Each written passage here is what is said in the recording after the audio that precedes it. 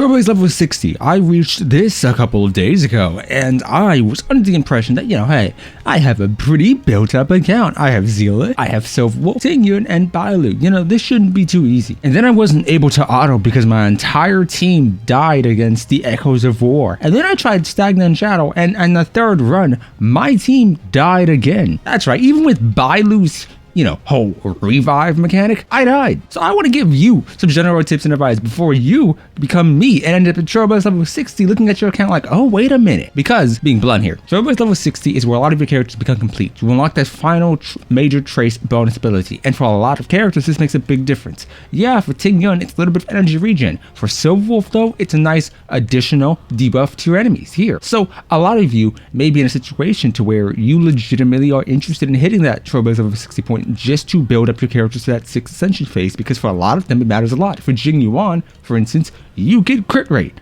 And let's all be honest, everyone needs crit rate on Jing Yuan. I don't have this light cone, so this individual for me is god awful. So a lot of people want to rush to that 60 point. Now, if you're like me and you just checked your mail, you got a nice big stack of 10 fuel from Silverwolf in the mail. That is amazing. That is great. See, the benefit of hitting 60, anytime you decide to farm Stagnant Shadow, you do get 5 drops. You need about 35 of these to get any specific character to level 80. So my Zila is at level 80. Next is Silverwolf, I need 35 of these. That's a decent chunk of runs with a decent chunk of stamina spent. Oh god, my stamina isn't being spent. Let's go to Fulmination. Now, the benefit is, if you are somebody who's been farming relics the entire time, yeah, we can go there. And we'll just have this run in the background here, because I do think it's interesting nonetheless. If you're somebody who's been farming a lot of relics long term, then this current event is probably a good idea for you to do, just because you get a little relic or artifact piece that allows you to choose your main stats. That's great. For me, it finally gave my Silverwolf a crit rate piece, which is wonderful. Keeping this in mind though, the downside is, if you're somebody who's been pushing off farming because you want to wait until you hit 60 to use your fuel and use your stamina, you probably won't be able to clear. As you see here, my team, as in the vast majority of my relics, are focused down on Zila and then focused down on Bailu. My Silverwolf and subsequently my Tingyun aren't necessarily fully built up, and what this means is that if either one of them takes a vast majority of damage, they're incredibly reliant on Bailu's own healing. Now, if we're looking at light cones, the 2 5-stars have their light cones, whereas I believe Tingyun is using the Battle Pass light cone and Bailu's using, I think, Shared Feelings or something like that. So obviously, she's getting some value out of it. And as you can see here, I'm able to clear it. How many do I have? 17? I need more. The problem and downside of this is, if you push off farming and you don't farm at 50, you don't farm at 55, and you don't farm up until 60, you will be in a position to where the enemies are incredibly difficult, or it takes you such a long time to farm that the cost isn't necessarily worth it from a just sheer time perspective. I do believe that at 50 and 55, it is worthwhile to do some relic farming, especially if the relic sets you're getting from both of them are relatively decent. For instance, Musketeers can be used on pretty much anybody. But if you're going for Quantum set like I was, you're getting the Night set, and only the Night set. This means that it's a bit more difficult to justify farming for them. And in that sense, I would honestly personally recommend you skip out on it. But if you're farming for somebody, or maybe your main DPS just doesn't have anything at all, then I can understand where you're coming from. So pre-60, my recommendation is, if you want to farm relics, please do so. But every other time you do a domain, like hypothetically, if you're doing 10 runs of a relic farm, 5 of those runs should be spent farming either for ascension mats, farming trace mats. I'd honestly say trace mats is a big bottleneck for a lot of people, and it's going to be, especially once you hit this point. And if you reach this point, you obviously know. So looking here, if I'm looking at my Zila, yes, if you're a Genshin player like me and you've been playing it for a long time, you know that once you that one of the big reasons people do ascend their essential weapons, which in this game is light cones, is because the stats they give you, which usually in this case would be crit rate, would go up as well. Here, that's not the case. Here, you enhance it and you get a bonus to the HP attack and defense, which doesn't seem that good. But when you're using a character like Tingyun, one who already gets hit a lot and one who already dies a lot, there is a bit of a justification that can be made for either outright just gunning it for these levels here, or giving her, instead of the Musketeer set, the Knight set that you've most likely been farming if you have any quantum characters, because the damage reduction can be incredibly useful, especially if she's, needing energy and HP, and you don't want to spend your healer skill, or you want to save points until later on in the battle because you know the enemy is about to do a large attack. That can be justified, in my opinion.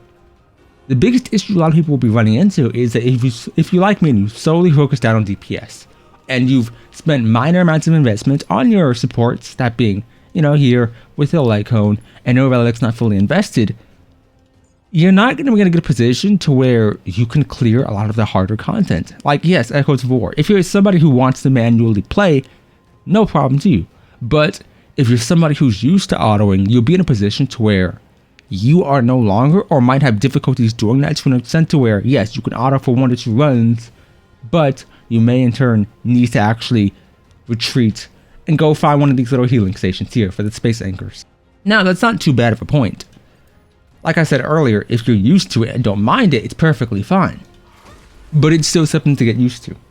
So in this instance, if you're spending every other run on trace mats, and you want to find out what's immediately viable to do at 60, and what changes majorly at 60, yes, there's that DPS jump. Instead, Simulated Universe does get an adjustment. So if you're looking at transferring and switching over, and you want to get the maximum value out of it, my recommendation would be, if you're on it and on that cusp, do whatever you can on that Sunday. Because the moment that reset hits towards the next Monday, you're in a position to where Simulated Universe rewards are increased and everything else is increased alongside it.